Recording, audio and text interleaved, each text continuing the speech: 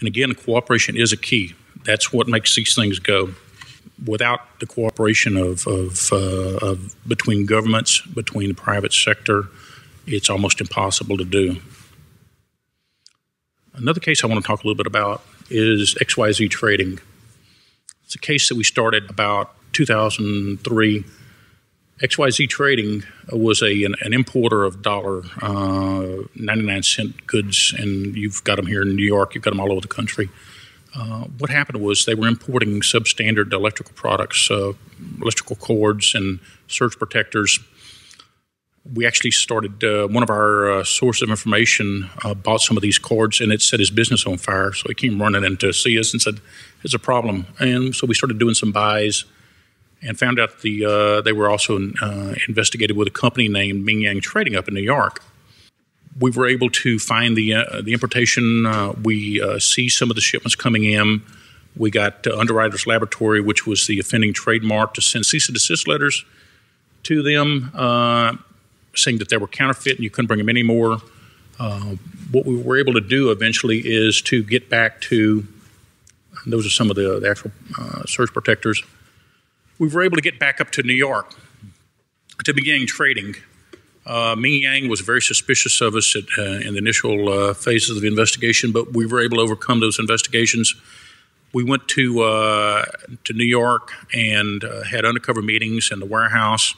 As with them, we got into the warehouse as Matt was talking about, under pretense. We pretended to be salesmen, and we were trying to sell them our own goods. So they let us come into their warehouse.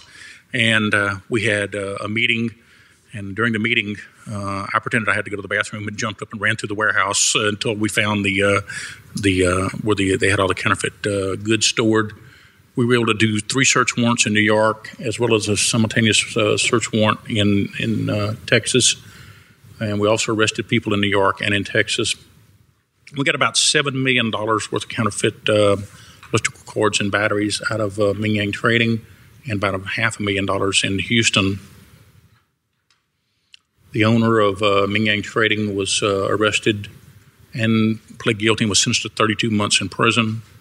And the owner of XYZ Trading, Jing Yi, went to trial and was convicted on 6 counts of felony trafficking counterfeit merchandise, and was served as 63 months in federal prison, and then ordered deported from the United States following his release from prison.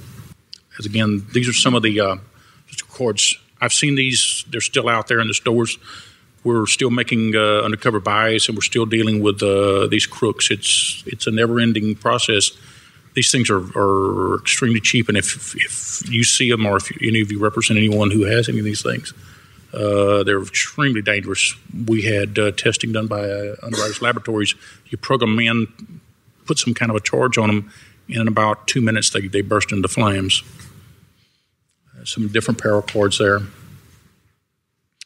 A few other examples of some of the cases that we're trying to work on right now. I don't know if anybody's heard about the Cisco case, Cisco Raider and Cisco counterfeit networking parts. Well, that's our investigation.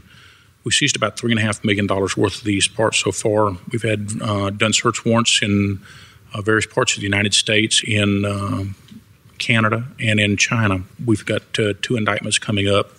These things are actually routers that go into network systems, and they're totally counterfeit. Those little parts sell for about $4,000 a piece. If they're legitimate, they sell for about $150 a piece if you're buying them on the counterfeit market. And the problem is they short circuit and fry your systems. We found those in NASA and in the FBI's computer system, and in quite a few federal agencies. We didn't find them in our own system, only because ours is so antiquated that it doesn't use these parts. So, but one of the next case I'm going to talk about a little bit is a disturbing trend that we're seeing. As Matt said, those are things that keep him up at night. This is the thing that keeps me up at night. The counterfeiters have moved away from so-called lifestyle drugs, from the counterfeit Viagra and Cialis, because simply there's more money to be made in the mainstream pharmaceuticals, such as Zyprexa, Plavix,